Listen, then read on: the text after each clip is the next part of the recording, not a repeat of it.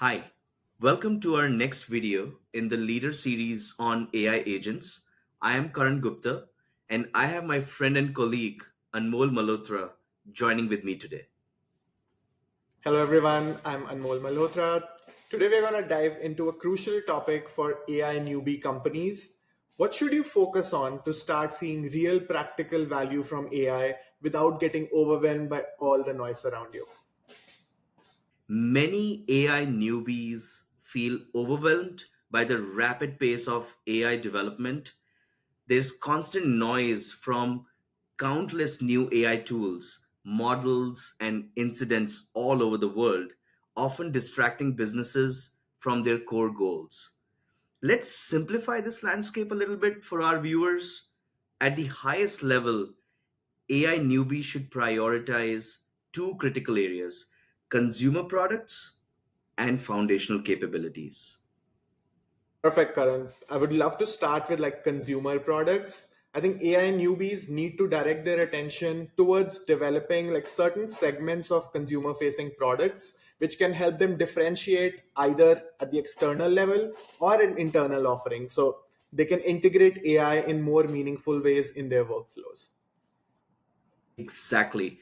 Whether these products are aimed at B2B, which is like business to business, or B2C, which is business to consumer markets, embedding AI or even developing AI first products can give AI newbies a significant competitive edge. So let's make it a little real for our viewers, right? Imagine a real estate brokerage company. What could be some examples of B2B use cases? Like automatically generating market analysis reports with insights and forecasts based on historical trends, recent sales, and economic indicators. Producing detailed property valuation reports customized for investors, commercial clients, or even institutional buyers. And let's talk about a few examples for B2C use cases, which is more like personalized recommendations for home buyers using conversational AI agents that dynamically adjusts listings based on customer preferences, budget, and lifestyle considerations. Creating immersive AI generated visual tours and visualization of space, even allowing customization of furnishings or design styles. So you see how it is very, very unique offering based on your consumers. I truly agree, Karan. Like when I was looking for my new apartment, the biggest thing was like the blue couch I have or the green chair I have. How will it fit with the flooring in that apartment? I think those are like perfect use cases where you don't need to spend a lot. It can be a plug and play solution. Let me talk about another example which is like more relevant to me at this point of time. I go to a gym which is full of like fitness classes and lots of different instructors. I feel they are also a perfect use case for this, where like AI analyzes attendance trends and preferences to automatically adjust class times, how many people should attend that class, and give insights to those instructors as well to see like how they can maximize engagement. The other side, I've seen this happening in other industries. If I can get a personalized motivation message saying that you missed it by like 10 calories yesterday, but your form was good in these workouts, that would really help me get out of the bed and do it again. So it would be like having a personalized trainer in your pocket. And the biggest thing is, this is not difficult now with the kind of technology we have around us. So, to successfully build this consumer products, businesses must also cultivate foundational capabilities, like getting the data right, getting the pipeline right. Karan, why are these foundational capabilities so vital when everything is changing at such a rapid pace around us? Great question, Anmol. First of all, you made me feel very conscious when you took that gym example. So I'll have to think a little bit more about my health goals. But talking about the foundational capabilities, like foundational capabilities include product development processes, AI ecosystem, and robust data foundation. Sounds very complex, but for AI newbies, you have to get started small and build upon. right? These capabilities ensure that AI newbies can effectively and practically embed advanced AI into their products and services. And mind it, being practical here makes a big difference. It's not about building something big bang, but starting small and building upon. Without these foundations, even the most innovative ideas would not scale and deliver real value. And that is what we want the AI newbies to understand really well. They need reusable AI agent ecosystem, quality data, grassroots innovation capabilities. And we'll talk about all of these in detail, but these are needed to consistently produce competitive products. Totally agree with that, Karan, and that's super enlightening. But when I think about it, for big enterprises with deep IT setups, this truly makes perfect sense. But if I put myself in the shoes of a newbie, like AI newbie owner, my biggest worry is with things evolving so fast, will all the investment I make into these foundational capabilities become obsolete in 6 months? How do I find out what's truly foundational and what I can just plug and play as I grow? I think, Anmol, that is an amazing question. And this is something which we hear all the time.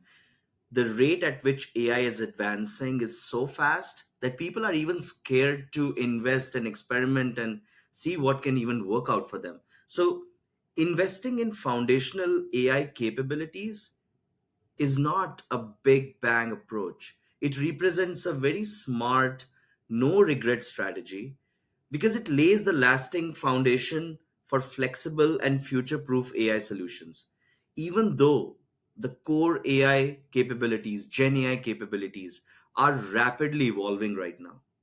So, let me give you a couple of examples, maybe it'll make it more real. So imagine like the LLMs like OpenAI, Llama, DeepSeek, all of these AI models are evolving rapidly. But the orchestration foundation, which is like connecting multiple steps like reading a document, understanding documents, updating calendar events, these are not going to change. So if you build the right foundation for this orchestration right now, even though the large language model might change, the memory method might change, but still the core would remain the same. And investing in that core is a key foundational capability that AI newbies should start building upon. Think about another example. Like there are new vendors in vector database space and search technology which are coming up on a daily basis. But the underlying architecture of embedding based retrieval, which is like RAG, remains pretty much consistent. So if you think about it, if you have the right embedded data foundation like a vector database, you can still continue evolving your AI capabilities while new and new players keep on coming up in the market. So that's kind of the idea here.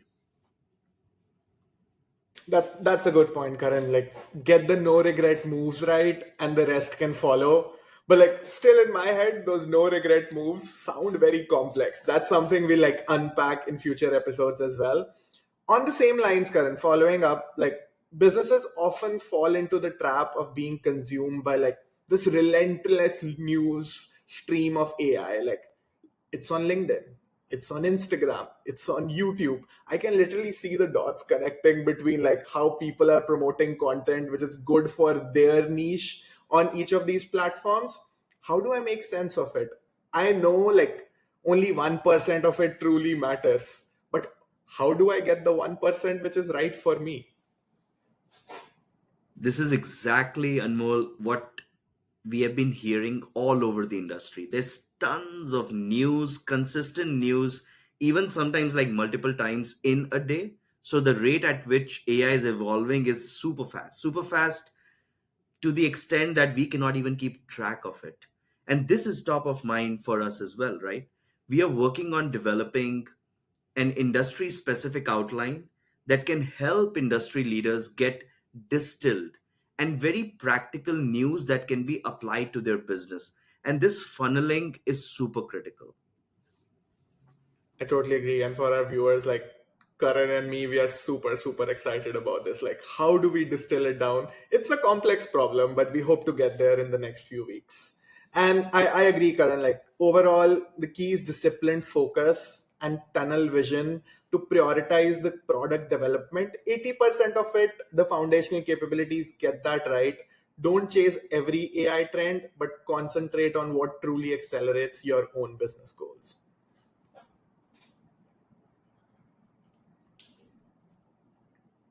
That's an excellent point, Anmol.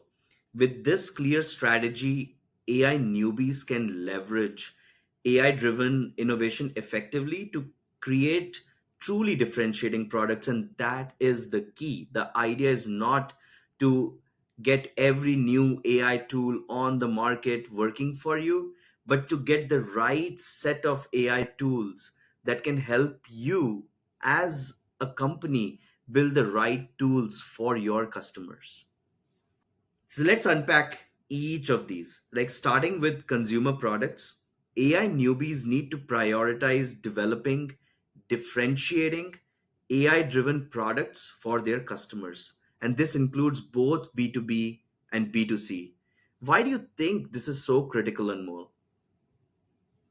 Kind of like leveraging AI directly, it will enhance your customer experience. And in this time where you're like hyper focused on customer experiences, it can help you streamline your operations and in some cases like create entirely new product categories which can change the face of your business. So this really gives you a competitive edge which you might not know at this point of time, but like 1 year from now, 2 year from now, you need to get that culture in for now, and it will eventually happen. I would love to unpack each of these and get your thoughts on these. So, as you can see, foundational capabilities includes three essential components: product capabilities, an AI agent ecosystem, and a true solid data foundation. So, let's talk about them one by one and would love to hear like real life examples of how this happens for like different archetypes of companies. Beautiful. I think, Anmol, this is going to unpack really well. So first, we want to talk about the product capabilities. We just spoke about a real estate brokerage company. So I'll take that example and continue. So, so how does product capability apply to a real estate company, right? Think about an easy to use platform for real estate agents to create, manage, edit property listings across multiple channels seamlessly. This sounds like what they do today, and exactly it is that.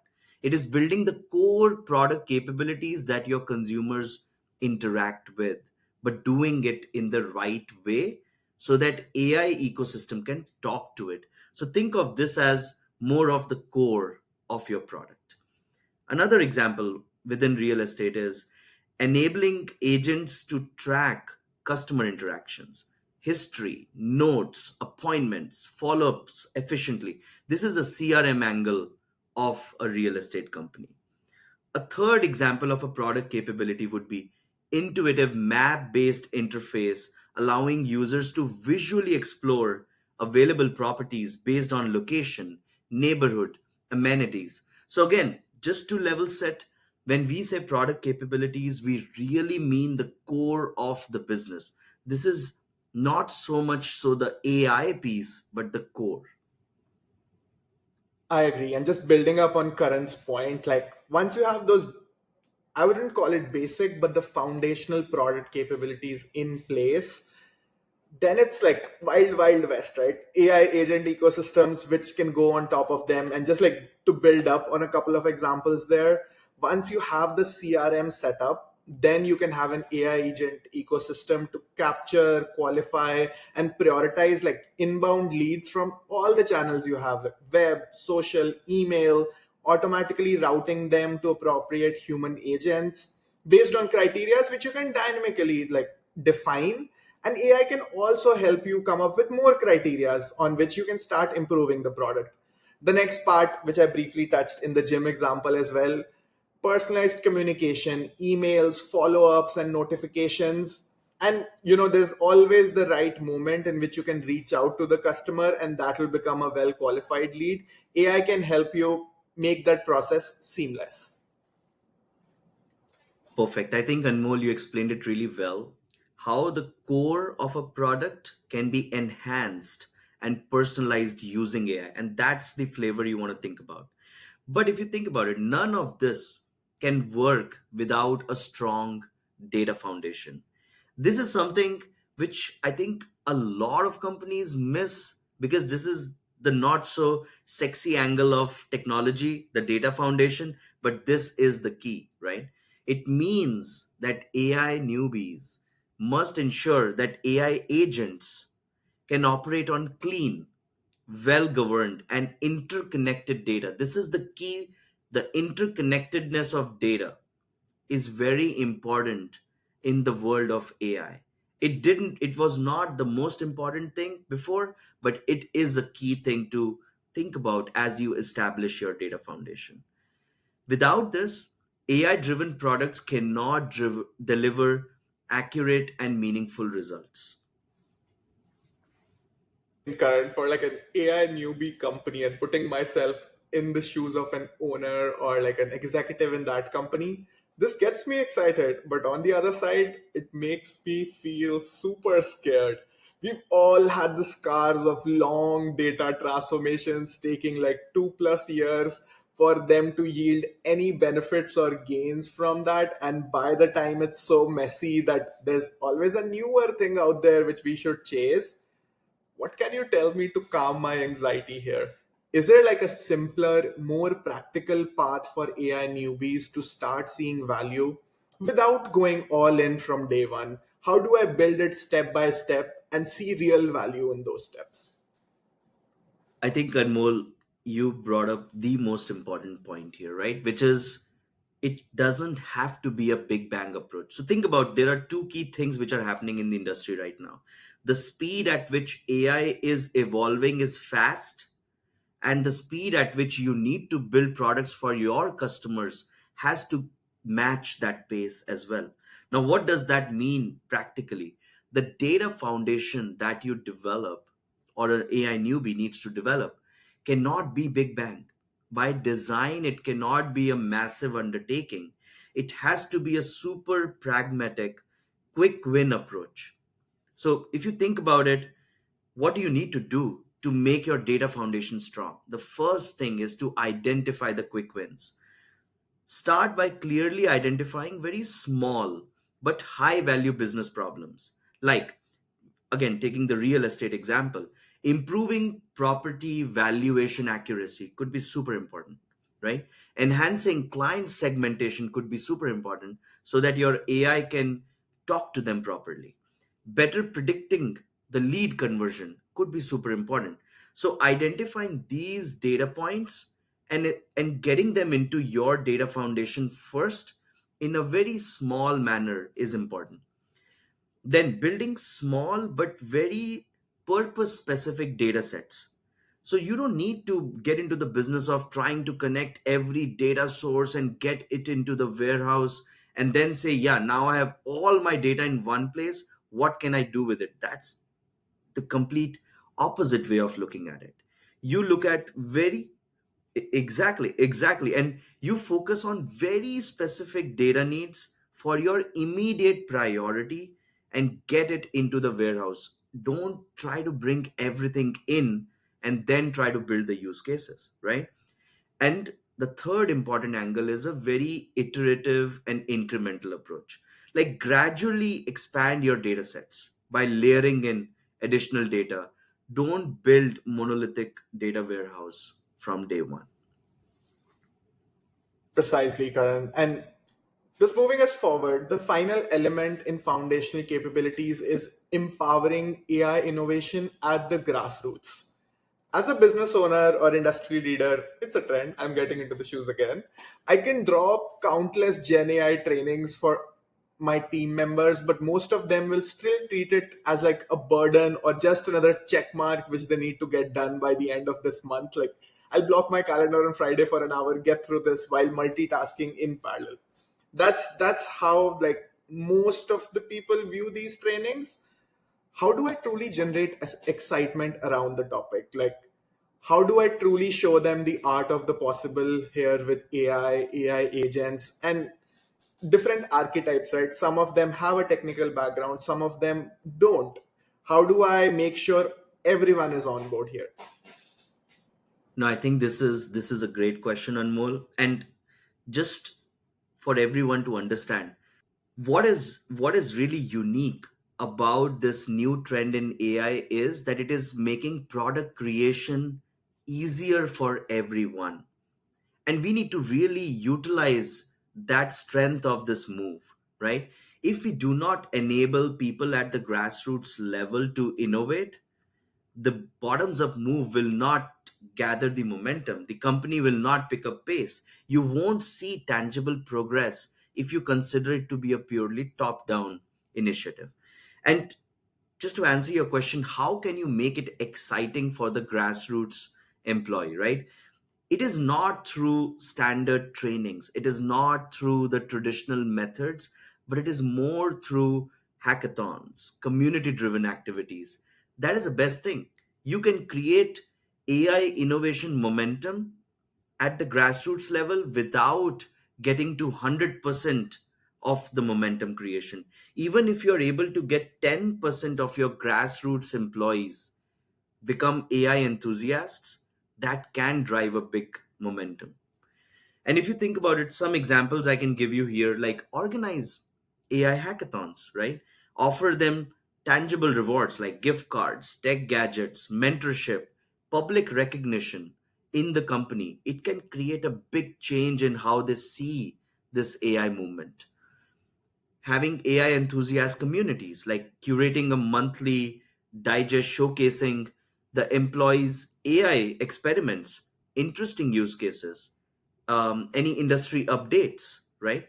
Celebrating, socializing success stories, like hosting casual show and tell sessions where teams proudly showcase their AI projects, boosting morale and creativity. I mean, these are some measures and methods we have to think about very creatively to make the employees really enthusiastic about developing AI solutions.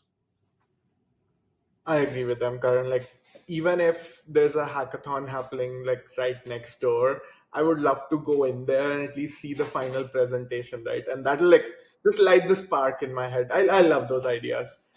Perfectly said. Now on to the third box, Karan, like AI news and incidents. We've been talking about them and there's a lot going around. So how should the newbies pay close attention to this? Yeah, I think AI newbies have to be extremely creative. AI newbies have to be extremely strategic about what AI news they follow. There is tons and tons and tons of news and events and things happening all over the world. And given the Gen AI innovation is bottoms up, the rate at which new products are coming up and will come will only increase with time. Usually less than 1% of the AI related news really impacts your business, right? And identifying the most relevant innovation and the incidents is really important. Otherwise, AI newbies will end up wasting resources and attention. I agree to that, Karan. Moving forward, let's talk about how do you practically get started with this. And there's a lot. We want the companies to focus on these four focus areas, which you can see on the screen. We've already covered in depth about AI innovation at grassroots and data foundation. And when I say in depth, it is more towards the definition of this. There's going to be more detailed videos which we'll put out, which clearly talk about the capabilities you need to enable AI innovation at grassroots. And we've shared those links in the description for the content we have already. And there's a lot more to come on this. Karan, how about we focus on three and four now, and would love to know your thoughts more on that. Perfect, Anmol. I think that's a great segue. If you think about it, like the focus areas 3 and 4, AI newbies should selectively stay updated on AI trends that impact their industry. So you have to think about very industry specific impact going forward. It helps spot emerging tools early, gaining inspiration and competitive advantage by adopting valuable AI technologies sooner than your competitors. Right, Karan, like strategic awareness, right, for us is really the key here. And this is an evolving question for like everyone, and me and Karan are fighting it hard to like get you that content moving forward too. Karan, let's talk about ethical and security incidents. And just like how it happens in the world, it's the last topic we want to cover as well. So, what is particularly urgent, especially on this topic in this age of AI? Yeah, I think Anmol, that's a great question. Understanding global AI ethics and security trends, it helps the AI newbies responsibly build and deploy AI solutions. It prevents potential reputational harm, compliance issues, and it enhances trust with the customers and the stakeholders. And I think you already mentioned, but probably our viewers would be surprised to know that even with the biggest companies, which are actually tech forward, they face a lot of cybersecurity breaches because cybersecurity and security in general is always considered an afterthought in the technology landscape. Excellent point, Karan. Lots to unpack there on this topic as well moving forward. But for our viewers, by focusing urgently on these four areas: AI innovation at grassroots, robust data foundation, strategic AI innovation news, and keeping a track on all the ethical and security considerations proactively rather than reactively, AI newbies can set themselves up for AI driven sustainable success. That's a perfect summary, Anmol. If AI newbies can nail these focus areas, they'll genuinely leverage AI to differentiate their business and grow effectively. So, my friends, in the next episode, we will talk about how to get practical and important AI innovation news and be more informed about ethical and security world incidents, which will give you a better idea of what is important to drive AI innovation in your enterprise. And that is the focus area 3 and 4 that we spoke about. Awesome, Karan. And for our viewers, if you've stuck around with us till this point of time, this podcast is just an honest conversation based on like our career experiences and what we've seen at different corporations, small or large, and how they've approached technology in general and now focusing more on AI. So would love any more suggestions or topics we should cover. And as always, please support us and like and subscribe our content.